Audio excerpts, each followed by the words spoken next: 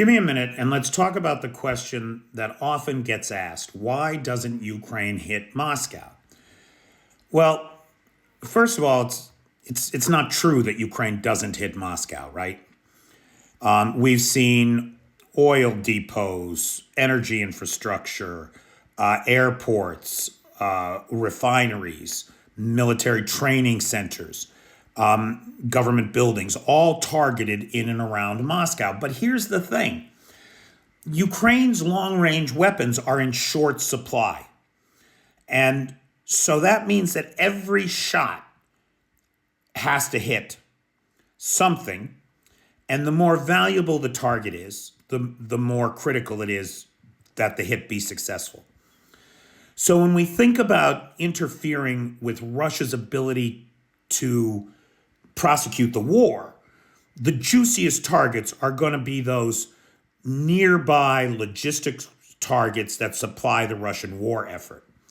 And then the deep strike targets would be secondary consideration depending on how much disruption to the supply chain, therefore Russia's ability to prosecute the war, it entails. Now, everybody asks the question, where is Russian air defense? What air defense doing, right? And it's not an unfair question to ask, but it's important to recognize Russia's history. Russia thought it would be fighting the United States and Europe, who have big missiles.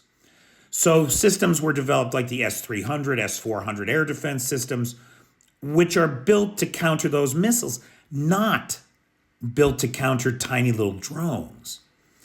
And so Russia got its act together and it developed something called the Valdai anti-drone system.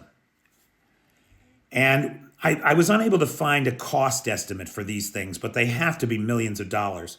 They're a portable system on a truck, and then with several separate sensor arrays that are deployed around the truck. And there were two of these in Moscow. Now, the fact that there were two of them right around Moscow might indicate that one of the reasons the Ukrainians haven't been aggressively targeting Moscow is because there is a lower chance of success, right? The air defense systems made to counter their drones are located there. Pardon me, were located there.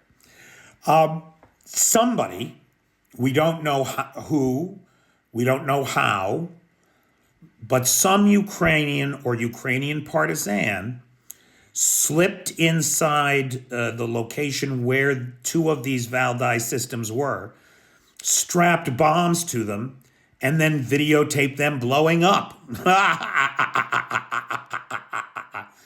Now that's all the way in Moscow, right? If somebody came from Ukraine, that's like a real James Bond kind of story.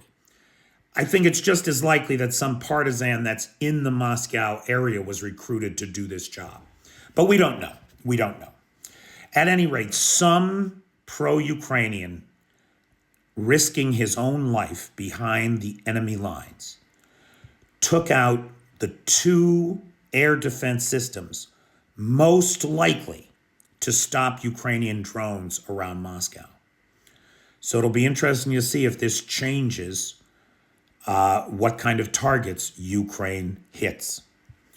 I want to give a big shout out and big thank you to longtime supporter of this channel, Ballerina, without whose support in those early days, I don't know that we would still be on the air. So as a Patreon member, every month I publicly thank Ballerina for his ongoing support. And if you see him around, thank him for me too. Thanks.